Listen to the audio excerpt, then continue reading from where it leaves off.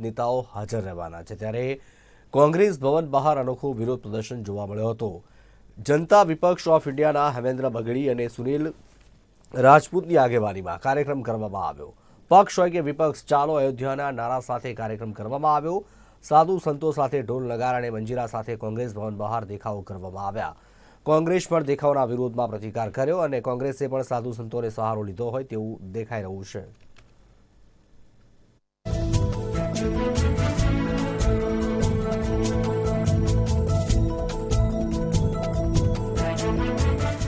राम मंदिर प्राण प्रतिष्ठा महोत्सव में कांग्रेस पोतानु स्टेन्ड नक्की करे।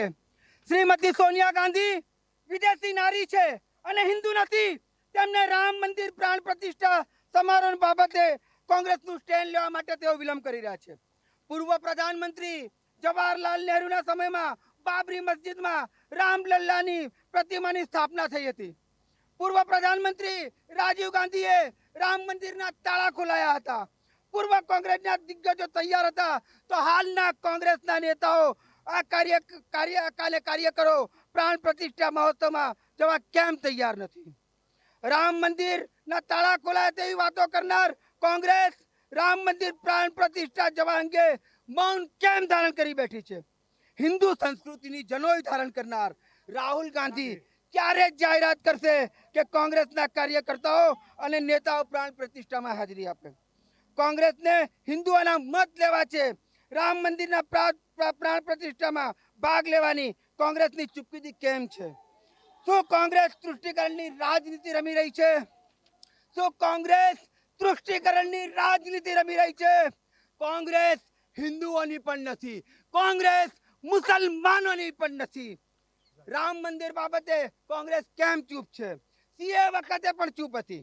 आनी पेला 4 तारीखे पण आव्यो तो अहींया પોલીસની એફઆઈઆર પણ એની ઉપર થઈ છે, છતાં પણ આજ ક્યાંક ને ક્યાંક ભાજપના આશીર્વાદ હોય એ રીતે પોલીસ એને પરમિશન આપે, અહીંયા સુધી અમારા કાર્યાલય સુધી જો આવતા હોય અને પોલીસ જ્યાં સુધી એ મીડિયાની અંદર સ્ટેટમેન્ટ આપે એના સૂત્રો કરે ત્યાં સુધી આપણે રાહ જોઈને ઊભી રહે, છતાં પણ ડિટેન ન કરે પોલીસ એને પરમિશન સાથે અને પોલીસ સાથે સાથે અહીંયા સુધી લઈ આવે તો ક્યાંક ને ક્યાંક ભાજપની આની અંદર સાંઠગાંઠ છે। અને અમે આવતા દિવસોમાં અમે પણ આપણે એની પરમિશન લઈશું કે અમે પણ કમલમનો ઘેરાવ કરશું, તો શું અમને પરમિશન આપશે? એટલે કોઈપણ પાર્ટીની ના કાર્યાલય બહાર આવો આપણે ક્યાંક ને ક્યાંક માહોલ બનાવો ખરાબ એ વ્યાજબી નથી। અને ભાજપ પણ સાંભળી લે કે હવે પછી જો આવી કોઈ ઘટના બની તો કમલમનો ઘેરાવ 1000 યુવાનો સાથે અમે પણ કરશું અને જે પણ સંઘર્ષ કરવાનો છે અમે એમાં તૈયાર છીએ। મહાત્મા ગાંધીજીને માનવવાળી પાર્ટી છે પણ ક્યાંય મજબૂર ન કરે અમને, અમારી બહુ વિનંતી છે।